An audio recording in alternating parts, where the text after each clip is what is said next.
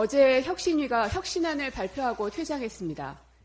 혁신위의 발표 내용을 보면 기존의 대의원 제도를 사실상 폐지하고 총선 공천 룰을 변경하는 방안을 내놓았습니다.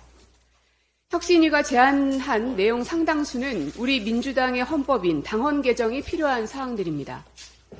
대의원제 폐지는 총선에는 전혀 적용사항이 없고 오로지 전당대회, 즉 당대표와 최고위원을 선출하는 곳에만 적용됩니다. 이재명 대표를 비롯한 저희 지도부가 총사퇴하지 않는 한 내년 총선 이후의 전당대회는 치러지게 될 것입니다. 내년 총선이 끝나고 해야 할 일을 굳이 지금으로 당겨야 할 시급성이 무엇입니까? 또한 전당대회 룰은 당헌 25조에 비율이 정해져 있어 수정하기 위해서는 당헌을 개정해야 하고 중앙위를 소집해야 합니다. 저희 지도부조차 결정할 수 있는 사안은 아니라고 생각합니다. 국민이 선출해야 할 총선에 영향을 미치는 것도 아니고 국민의 민생과 관련된 시급성을 다투는 것도 아닌 일로 오로지 민주당 대표와 지도부를 선출하기 위해 이런 무리수를 두어야 하는 이유를 찾기 어렵습니다. 공천 룰에 대해서도 말씀드리겠습니다. 매번 선거를 앞두고 민주당은 각종 잡음에 시달렸습니다. 그래서 이해찬 전 대표는 공천 부작용 등을 방지하기 위해 총선 1년 전 공천 룰을 전당원 투표로 확정하도록 특별당규에 규정했습니다. 당헌 제97조 제4항, 공직선거 후보자에 대한 심사 기준과 방법 등 후보자 추천에 필요한 규정과 절차는 해당 선거일 1년 전까지 확정하고 공표하여야 한다라고 되어 있습니다. 이 당규에 따라 민주당은 2023년 5월 8일 22대 국회의원 선거 후보자 선출 규정에 관한 특별당규를 제정한 바 있습니다. 당시 중앙위원 투표자 중 83.15%의 찬성, 권리당원 중 61%의 찬성, 총 합산 결과 72.07%의 찬성으로 해당 당규가 제정됐습니다. 그런데 혁신위는 민주당의 시스템 공천을 완전히 무시해버리는 발표를 한 셈이 돼버리고 말았습니다. 어렵고 힘들어도 국회 내에서 절차를 거쳐 발의를 하고 상임위와 본회의를 거쳐가며 법 개정을 하는 이유는 절차적 정당성 때문일 것입니다. 법과 원칙을 정하는 이유는 혼란을 최소화하기 위함입니다. 정당 또한 마찬가지일 것입니다. 부디 민주당이 국민들로부터 인정받는 정당, 무능한 대통령을 견제할 수 있는 유능한 정당이 되도록 최선을 다해야 됩니다. 입법기관인 우리 스스로 우리가 정한 법과 절차를 무시하는 행위는 없어야 합니다.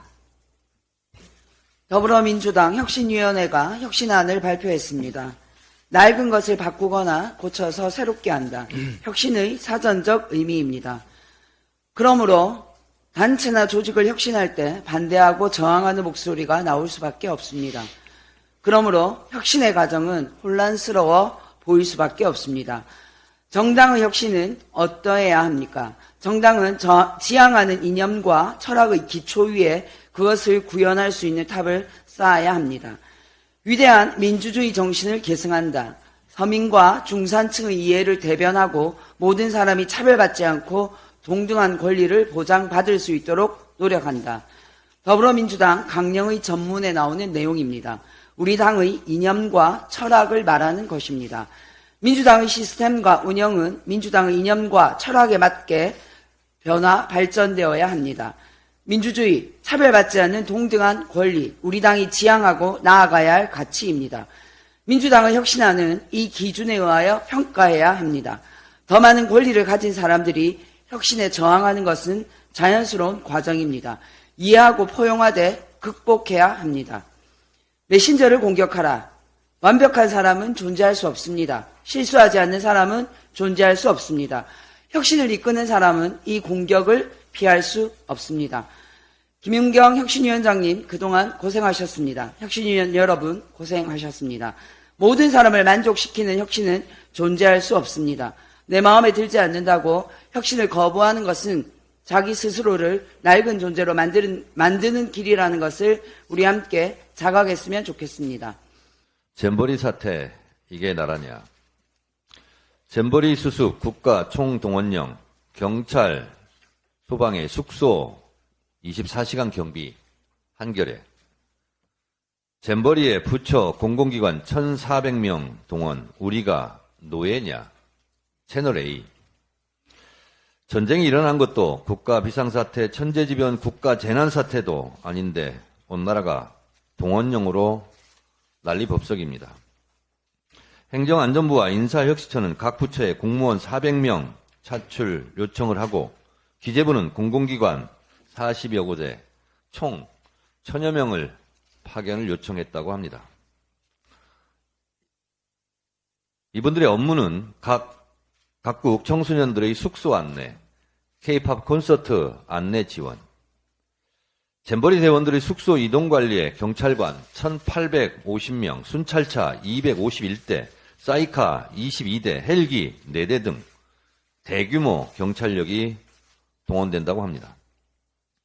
폐영식이 열리는 상암 월드컵 장소에 소방인력 250여 명이 배치되고 구조대 3개대, 구급대 6개대, 화재 진압대 1개대가 투입되고 전국적으로 500명 이상 수용된 숙소 21곳에도 소방인력이 배치되었다고 합니다. 지금 전쟁 났습니까? 대형 지진 났습니까? 전 국민의 머리에 정말 지진 납니다. 엉망진창, 갈팡질팡, 우왕좌왕, 좌충우돌의 윤석열 정권의 민낯을 봅니다. 새만금에서 철수한 대원들의 이동 경로, 숙소 배치도 국제망신거리입니다. 잼버리 참가국도 아니고 당연히 입국도 하지 않은 예멘과 시리아 대원 숙소를 배치하는가 하면 전북 진안으로 갈 예정이었던 이집트 대원 120명은 군산으로 가는 기상천외한 황당무계한 일도 벌어졌습니다. 한국 대원 370여 명은 교회 강당 맨바닥에 내팽개쳐졌고 이들은 샤워도 화장실 고무 호스에 연결해 썼다고 합니다. 이러니 난민촌 소리 나오는 겁니다. 지금이 어느 시대인데 일제 강점기 강제 동원을 하고 입국도 하지 않은 국가의 대원 숙소를 배치합니까? 유령국가, 유령사회입니까? 더 황당한 것은 이상민 장관입니다. 태풍 카눈 국가적 비상 상황으로 대응하라며 이런 말을 했습니다. 잘 들어보십시오. 태풍 내습 시 이동 인구를 최소화하기 위해 재난대응 업무 종사자를 제외한 직원들의 출퇴근 시간 조정과 교육시설의 휴교와 휴원을 적극 검토해달라며 지역축제 등 야외 행사도 중단해달라고 했습니다. 아니 이동 인구를 최소화하자며 전국에 분산 배치된 4만여 명의 잼버리 대원들은 서울 상암으로 집결 이동하라고 하고 야외 행사를 중단해달라며 대형 야외 콘서트는 상암 월드컵 경기장에서 연다고 합니다. 환상적인 유체이탈, 포복절도 코미디합니까? 슬픔도 노여움도 없이 살아가는 자는 조국을 사랑하지 않고 있다고 어느 시인이 말했습니다. 눈 떠보니 후진국이 된 대한민국 윤석열 정권의 압도적 절대 무능과 잔인한 국가 폭력에 우리 국민은 슬퍼해야 됩니까? 노여워해야 합니까? 무능하면 겸손하기라도 하든가 당신들이 뻔뻔함의 경계는 어디까지입니까? 커트라인이 없습니까? 대법원 판결의 잉크도 마르기도 전에 김태우 전 강서구청장은 8.15 특사로 자유의 몸이 될 모양입니다.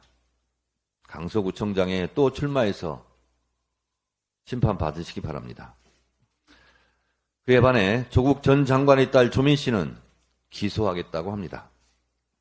엄마는 표창장 등으로 징역 4년, 아버지는 기소와 재판, 교수직 박탈, 딸은 뒤늦은 보복성 기소.